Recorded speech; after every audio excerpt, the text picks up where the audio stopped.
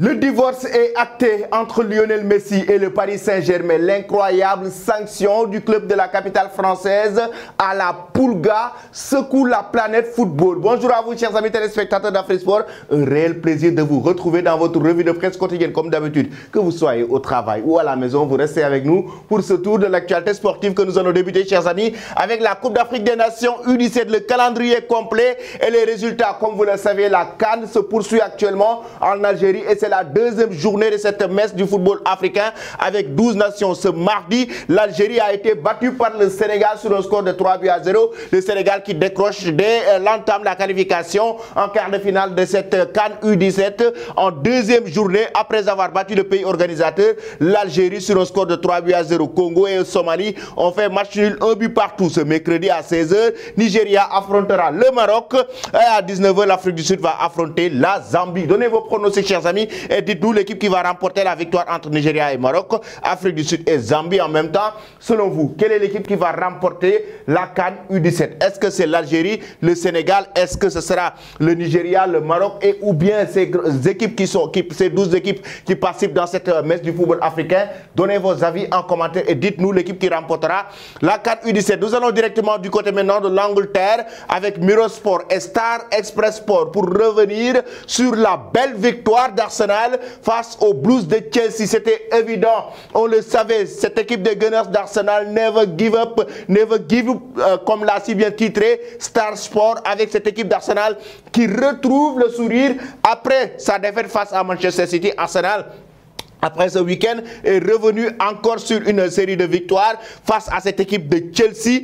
Chelsea en danger, mais je vais déjà parler de cette équipe d'Arsenal qui est en course pour le titre de la Premier League avec cette équipe de Manchester City. Et Arsenal actuellement n'a pas droit à l'erreur du moment où il reste 2 matchs d'avance de l'équipe de Sky Blues de Pep Guardiola. Et en cas de victoire pour cette équipe de Citizen, Arsenal sera deuxième, raison pour laquelle ils ne vont pas essayer de trébucher. Et ils ont mis le paquet face à cette équipe de Chelsea. Ils l'ont battu de la plus belle des manières sur un score de 3-1. Et Chelsea actuellement, oui, qui est en danger du moment où Chelsea est à 9 points du leader de la relégation. C'est-à-dire Chelsea est actuellement à 39 points de la Premier League et Leicester est à 30 points de la Premier League, à 9 points du leader de la relégation. Si toutefois Leicester enchaîne les victoires, 3 victoires d'affilée, et que Chelsea enchaîne 3 défaites d'affilée, ce sera la relégation pour les Blues de Chelsea et ils seront en danger directement. Là, le championship, chers amis, pensez-vous que Manchester City ou Arsenal, l'équipe qui va remporter la Premier League? Ou bien, en même temps aussi, dites-nous vos avis. Est-ce que vous voyez cette équipe de Chelsea en relégation, en championship ou gagner le maintien pour participer à la Premier League la saison prochaine, du moment où actuellement ils sont dans une crise énorme avec les séries de défaites enchaînées par Frank Lampard depuis qu'il a remplacé Graham Potter? Donnez vos avis en commentaire. Après cela, nous filons directement en Espagne. Oui, le Real Madrid qui tombe face à cette équipe du Real Sociedad. C'était un choc avec cette équipe du Real Madrid maintenant qui offre des points à cette équipe du FC Barcelone de l'autre côté qui a remporté une victoire contre la Cabeza avec la tête et la Copa, comme l'a titré le journal AS. Et le Real Madrid qui est tombé de la plus belle des manières, battu sur un score de 2-0. Et comme l'a si bien évoqué le quotidien espagnol, sans Karim Benzema, le Real Madrid n'est rien du tout. Le Real Madrid joue à 80% sans Karim Benzema. Certes, Carlo Ancelotti a su changer quelque chose, le dispositif tactique de son équipe ou bien même des joueurs. Déjà, on ne voit pas Karim Benzema qui n'a pas été titularisé. Il y a Nacho qui était sur le terrain. Il y a Camavinga qui n'était pas titulaire dans ce match. Il y a Toni Kroos qui était titulaire, mais Tchouaméni était titulaire. Il y avait Rodrigo Boes qui était là, tout comme Vinicius. Mais cette équipe du Real Madrid sans Karim Benzema, c'est un gros flop. On l'a vu depuis le début de la saison et ça s'est confirmé hier face au Real Sociedad. Le Real Madrid qui était inexistant, raison pour laquelle ils ont enchaîné cette défaite qui permet à cette équipe maintenant du Barça de filer directement vers le titre. Pourquoi? comme l'a si bien évoqué Sport, quasi campeones, quasi champion. Le Barça a 2 points de remporter la Liga. Gol de campeona parce que c'est Jordi Alba qui offre la victoire à cette équipe catalane lors de leur rencontre face à Osasuna. Le Barça a mis le paquet pour s'offrir une victoire et tout près, chers amis, à quelques points, 2 petits points de remporter la Liga. En cas de défaite au prochain match et en cas de victoire, le Barça remportera la Liga. C'est juste incroyable pour cette équipe du FC Barcelone. Sport et Mundo Deportivo qui s'enflamme donc la presse catalane concernant, oui, le titre de la Liga qui est tout proche du club catalan. Mais de l'autre côté aussi, on va parler de Mundo Deportivo qui évoque la sanction du PSG infligé à la Pulga Lionel Messi. Et le PSG rompait comme Messi. Le PSG qui rompt comme Messi et le PSG ne prolongera pas Lionel Messi comme l'a si bien évoqué nos confrères du quotidien L'équipe qui reviennent sur cette tension, le divorce acté entre le club de la capitale française et la Pulga pour avoir séché un entraînement et passé 2 jours en Arabie Saoudite. Sans accord du club, Lionel Messi a été suspendu pendant 2 semaines par le PSG, une décision lourde qui acte le prochain départ de l'Argentin. La rupture, comme l'a évoqué, cette sanction signifie une rupture entre la direction du Paris Saint-Germain et Lionel Messi. C'est bien évident, du moment où, si vous sanctionnez un joueur comme Lionel Messi, du moment où, comme l'a évoqué hier, on l'a évoqué hier dans la revue de presse, Lionel Messi est allé en Arabie Saoudite pour un contrat touristique qu'il avait signé avec ce pays, mais ça a créé une tension au sein du vestiaire du PSG et de la direction, raison pour laquelle cette sanction est tombée. Il est suspendu par le club de la capitale française pour 2 semaines et c'est Luis Campos qui lui a appelé, qui lui a informé concernant cette suspension, qu'il a appelé au téléphone la nuit pour lui donner l'information qu'il est suspendu pour 2 semaines. Mes chers amis, dans le quotidien L'équipe, avec des perspectives compliquées au Barça, l'avenir de Lionel Messi balance entre l'Inter Miami et surtout l'Arabie Saoudite de plus en plus flou, comme l'a évoqué le journal, mais un intérêt réciproque. Un contrat que le Paris Saint-Germain connaissait.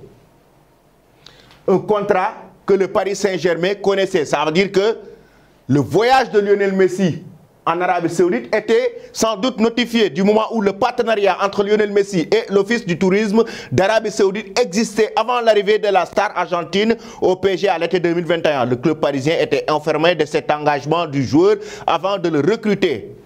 Avant de le recruter, comme l'a dit le journal L'équipe, le Paris Saint-Germain était informé. Ça veut dire que cet engagement entre Lionel Messi et l'Arabie Saoudite était notifié au Paris Saint-Germain avant même sa signature au sein du club de la capitale française. En mai 2022, une fois le titre de champion de France assuré, le numéro 10 avait effectué un premier voyage de 2 jours accompagné par son compatriote Leandro Paredes afin de promouvoir l'image de l'Arabie Saoudite. L'Office du tourisme local avait alors officié le contrat d'ambassadeur de la Pulga, mais sans en divulguer le montant et la durée. Cette visite avait déjà fait un peu jaser le royaume saoudien, étant régulièrement critiqué pour son non-respect des droits de l'homme et au vu des relations tendues. Mais, chers amis, ce qui est sûr, et comme l'a évoqué nos quotidiens du journal L'équipe, un contrat que le Paris Saint-Germain connaissait avant même la signature de Lionel Messi, avant son arrivée au sein de la capitale française. Il avait signé ce contrat avec l'Arabie Saoudite pour promouvoir l'image du pays, mais en même temps, au sein du club de la capitale française, raison pour laquelle certains médias estiment même que le PSG